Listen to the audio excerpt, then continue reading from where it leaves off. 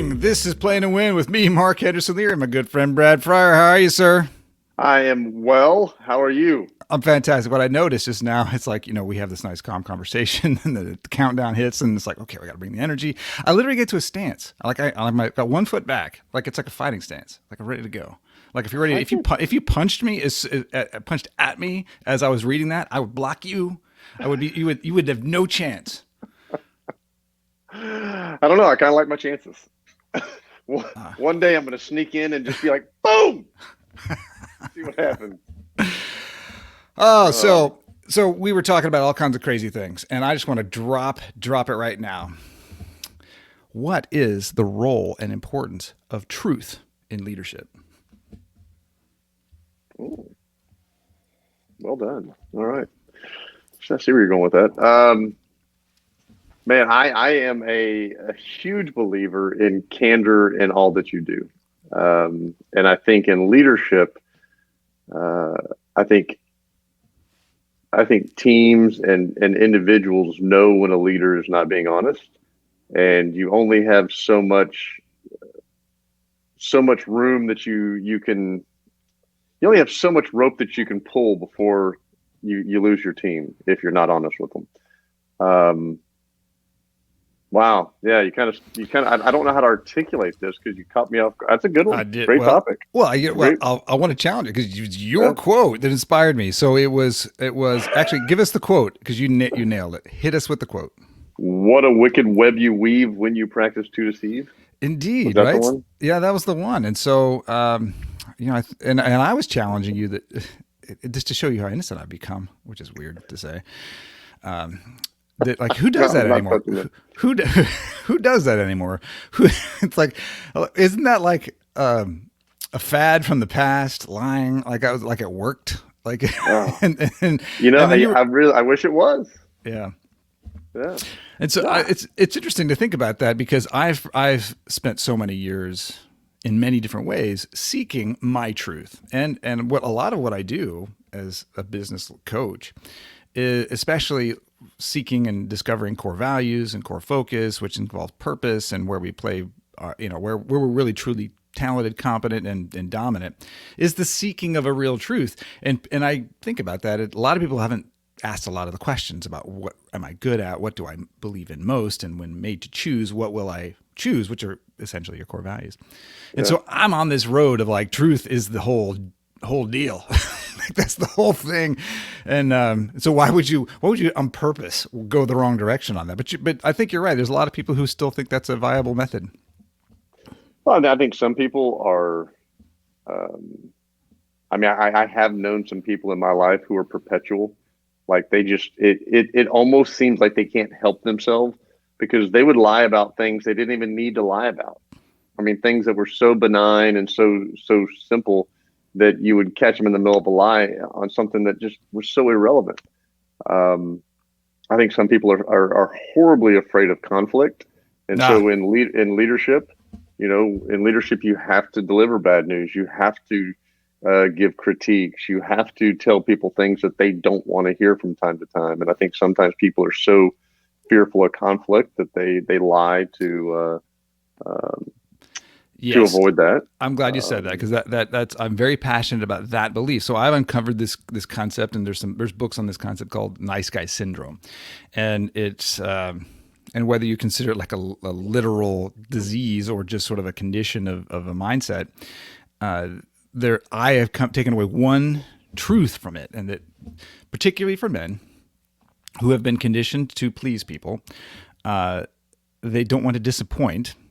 And therefore, they learn to change the meaning of their words to reduce the disappointment, which fundamentally turns them into liars.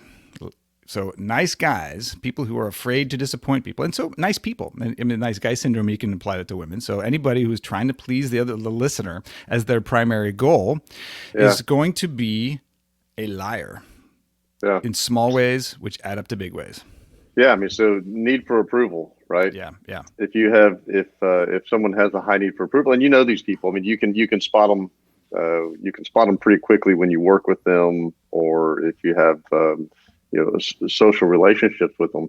It's the people who are more concerned about being liked than being honest or respected, and they go above and beyond to make sure that people always view them through what they're hoping is a pristine prism, right? They're always hoping that people are looking upon them lovingly and looking upon them as, oh, that's such a good person.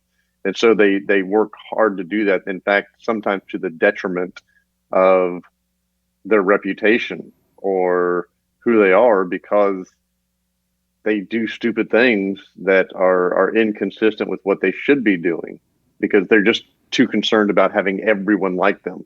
So they'll do something over here that reflects badly over there because they weren't thinking about this when they were doing this over here. Um, but So I love this because I would argue now, oh, what a wicked web we weave when we practice to please.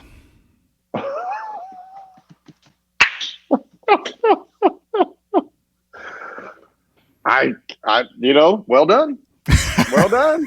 I kind of dig it. It's so true. Like if you're not willing to disappoint people, how are you going to Yeah, keep up with all your attempts to keep so many people happy when yeah, that was not the reality that we're living in, and you're trying to pretend that it is? that's a good one. Yeah, what a wicked When web we when we weave when we oh practice to please. we can Mr. It's a good Klein, we one. can definitely do that. We're good at that. Oh no, it's not as bad as it looks. No. No, we're sure hoping it'll ship on time. We're working hard. We're doing the best we can. Or how about from a leadership perspective, right? You know what? You have a great opportunity here. Their future is bright. You keep working hard, keep your head down, and you're gonna climb the ladder. You're doing a great job. Just keep up the hustle. And then behind closed doors, you're wondering when you're going to fire them. Yeah, yeah, and I really think this is important to draw out the intentional and unintentional pieces. I work with a lot of visionaries who I believe are nice people, and their optimism is their most identifiable attribute. And they can see so many amazing things happen. They can see all of their leadership teams surviving and thriving. And if they'll really learn to love leadership and management if they just read one more book, and if they just try a little harder, they're going to get this figured out. And that sales rep, he hasn't closed a deal in 6 months, but if he just keeps working it, it's going to happen. Yeah, And what happens is such a mess of people trying to yeah, do the impossible. And yeah, it's when you really have that persistent optimism and you are unwilling and or unable, or what we say, what's the ignorance, willfully ignorance of the situation, and it's not the real truth, a lot of suffering ensues. hmm Where do you think people are in the business world, specifically as leaders? Where do you think leaders struggle the most with being candid, being brutally honest? Where?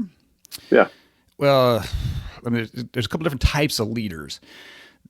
Some people are able to get right to the facts and they're data driven, and they are the minority. I think I work with a lot of visionary entrepreneurs, and they're optimistic and they don't want to disappoint, and just giving people immediate feedback that is candid, honest, and I think that they just don't want to disappoint somebody in the moment. Where do you think people struggle?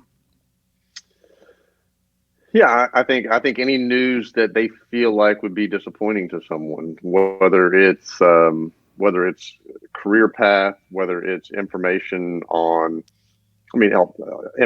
product launches or delivery or lead times. Review season, right? When it's time to do Yeah, your employee reviews and sit down and share with people what's really going on. Um, yeah, obviously, you and I both work with a lot of leaders, a lot of organizations, and I certainly have had conversations with leaders behind closed doors about their team and about their perspective on their team. But then the message they deliver to their team is very different. Um, so now the question becomes: is that lying? Is that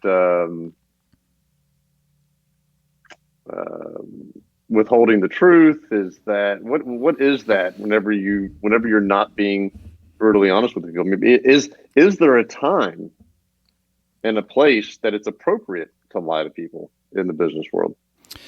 So, man, lots to unpack there. So, let me slow this down. So, one of the things that I think really works against visionary entrepreneurs is the time dimension. They don't have it. I don't have it. Like, meaning, like, I have a vision and it needs to exist right now. And I've got an integrator or somebody on my team who's going to tell me it's going to take a number of weeks, which really might mean a number of months or a number of years. And I'm like, I'm not interested in that. So when I want to move forward and I have a person who is not performing, for me to pull that person out of play would take me 2 steps back. But I'm already feel 20 steps behind. And so I cannot feel like I'm willing to tolerate 2 more steps back. That's 22 steps back. That's crazy. We got to push and try to move into the future because I'm trying to solve all problems at once. And so you end up with deception of the self. It's the self-deception and that creates a whole universe that allows you to say a bunch of seemingly consistent things that are actually in violation with the fundamental reality that this is not possible in what you're trying to do. So are you saying that some people lie or mislead when they think they're being honest? Yeah, oh yeah, for sure. Which leads me to, what's the guy, there's a book, it's something about balls. What's the book? Grow Some Balls, or I don't know, I forgot. But it's a guy. Wow, we're gonna need to have that as a vignette just in itself. Yeah. You know, this guy and a book and balls. It's Grow Some Balls or Have Some Balls, or I don't know, I forgot what it is. But it's basically like a man up book for guys. But you know, it's a very, very straightforward. You can imagine it like it's a Larry the Cable Guy kind of mentality. I can't remember the guy's name, but he just basically what I took away, because I used to think, you know, a lie is strictly based on intention. Like if there's a big distinction between me telling you something that I was misled on or I was just mistaken on, and a lie, which was intentional. And he's really not, he doesn't do that. He said, if you tell me a bunch of untruths, you're a liar as far as I'm concerned. And I started to think, that's not precise, but it is utilitarian. I mean, because I have worked with people like that.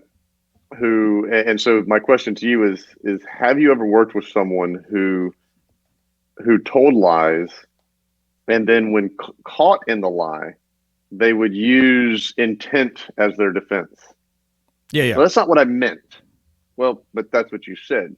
You said you were going to do this. You didn't do it. You did this. That makes you a liar. But you're saying now, I didn't really lie because that wasn't my intent. Right. And so I think it's interesting that you bring that up, because I do think a lot of people hide behind this concept of intent. Yeah. Well, you didn't. You need to look at the intent and what's on my heart, not my words and my actions. Wait, what? Yeah. So you can just lie, you can mislead, but as long as you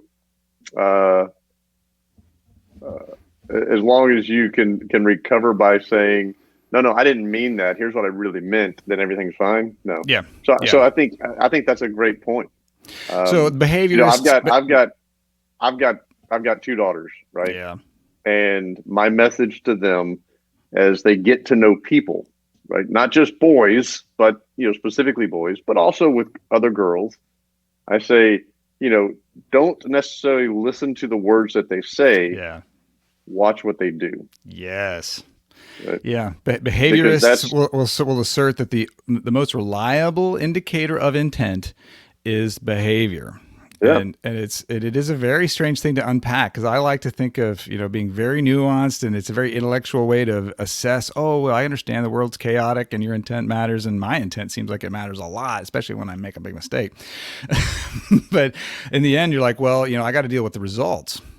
But here's the thing. So if you are a person who historically is a person of your word, a person of integrity, you know, when you make a mistake, because you use the word mistake, when you make a mistake, the people around you are going to allow you grace, right? Mm-hmm. Yeah. Because a mistake is out of the norm. A mistake is deemed as an exception, unintentional. If you're a person who has historically lacked integrity, If you're a person who has historically had to call defense for your inactions or your mistruths, right? If you're the person who has to be, beating the Yeah. drum, hey, pay pay attention to my intentions, not my actions or my words. If you're that kind of person, there's not going to be grace allowed to you every time you do it because you've shown a pattern, you've shown a trend. And so whenever you want them to, oh, come on, forgive me, I'm late, I'm sorry, I missed the meeting, I'm sorry. Yeah, but you Yeah. always do that.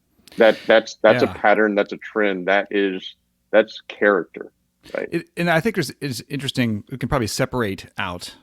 We're getting a little bit into the conceptual here, but it's important. Consequences come with mistakes, right?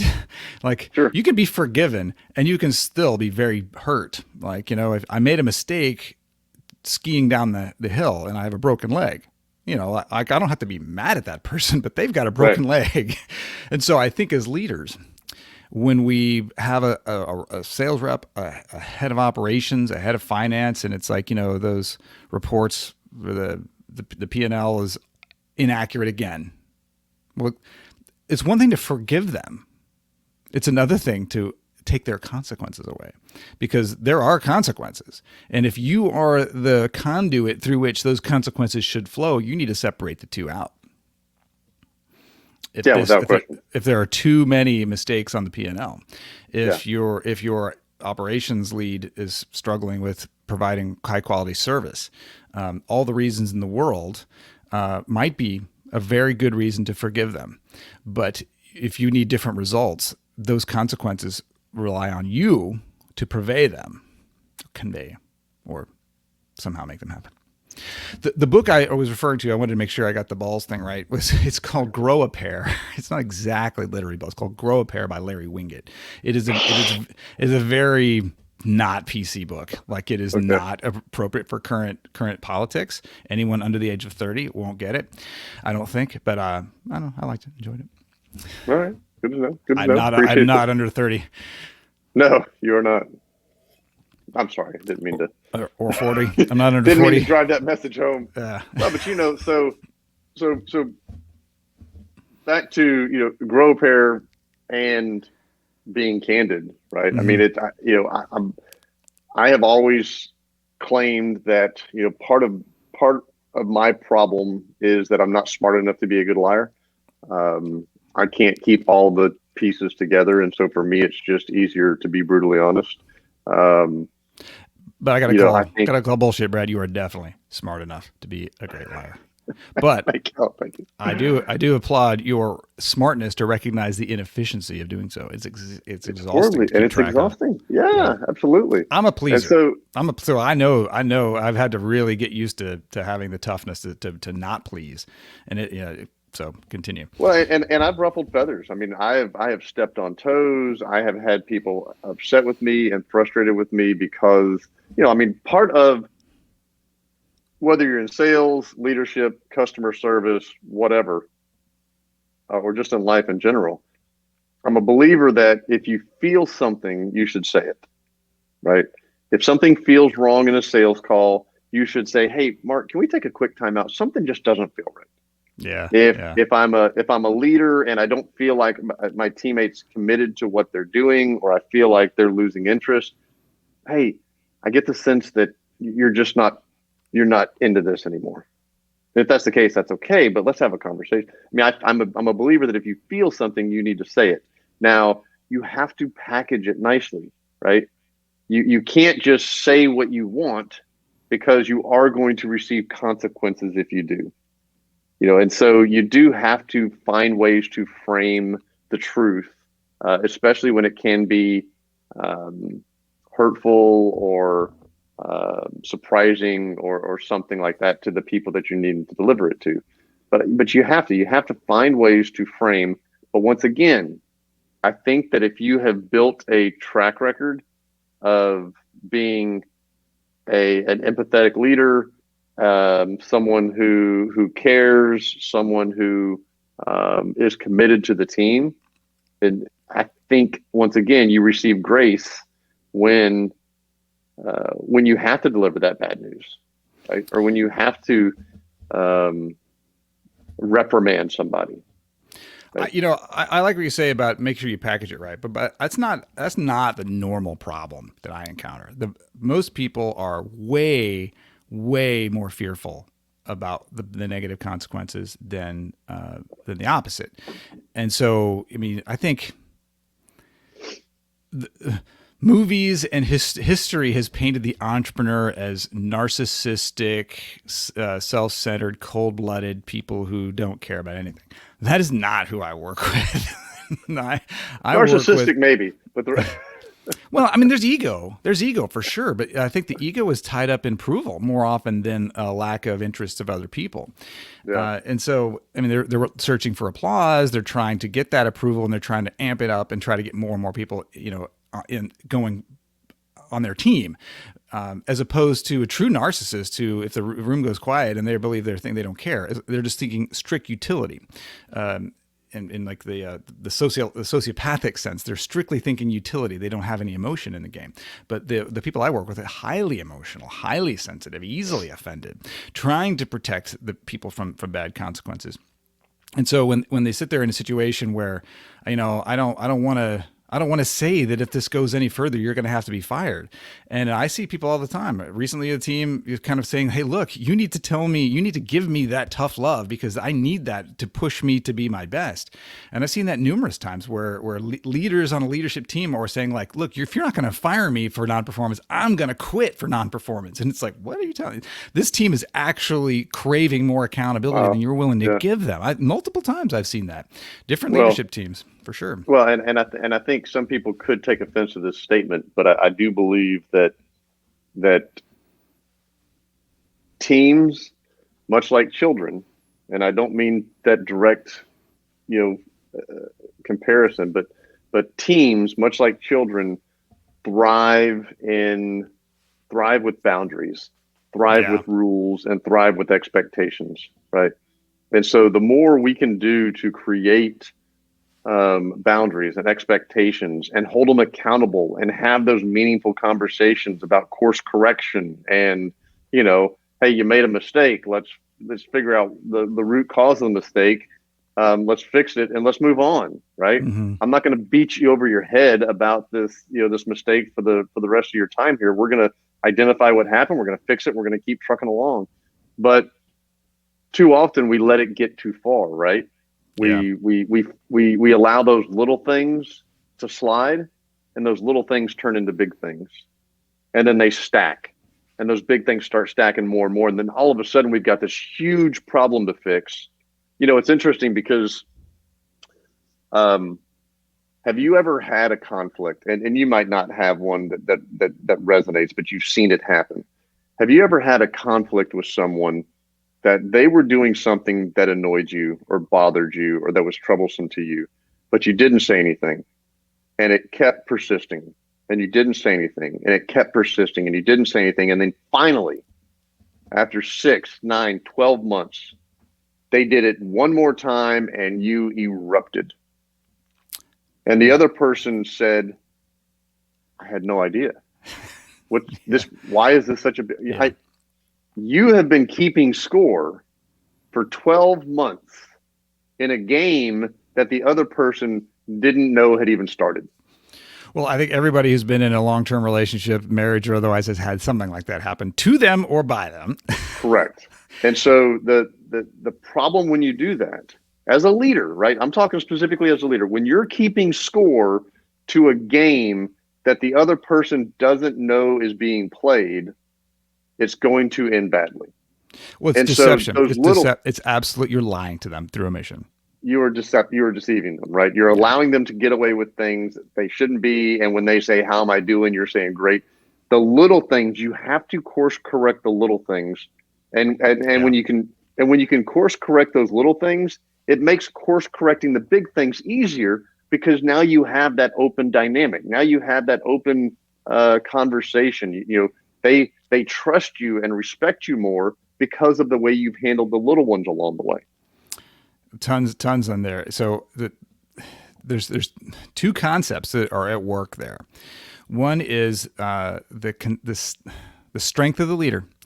They want to know that you're going to stand up for them. The leader of the organization is the one who takes the most risk, and they need to know that you are consistent, stable, strong, and if you're not going to stand up to them, then you're not going to stand up for them. So you have to show toughness and consistency. That's exceedingly important. And so you've got to reduce the number of variables that they need to work with, which creates this other concept, which we call liberation through constraint. And that is this idea of if I don't have to make a lot of decisions that are unnecessary, I can get those brain cycles back for what matters most. This is our sales process. We don't lie to customers. Here are our core values. This is what we do. This is what we don't do. Get all the cycles back you were going to use to figuring that nonsense out, and figure out what the client needs and make good decisions in there. So all the things that are not variables, you need to take off the table. So, because there's plenty variables left and lots of places to be creative.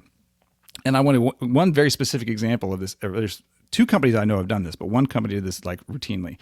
Quarter after quarter, hostage by some sales rep, account manager who actually, has the biggest accounts, millions of dollars flowing through this one account. Like, this person is not a fit. They don't share our core values. We don't like them. We need to fire them, but we can't do it.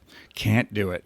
Yeah. How many quarters are we going to kick this down the road? We can't do it. There's too much flowing through. And it's okay. I think we're there. 3 or 4 quarters of being hostage to this person. They're just too toxic. We've got to get them off of the team. And then I come back with them next quarter and I say, how did it go removing that person? And they said, oh, we had a 3 strikes conversation with them, and now they're in line. They're star performers. They had no idea what we wanted from them.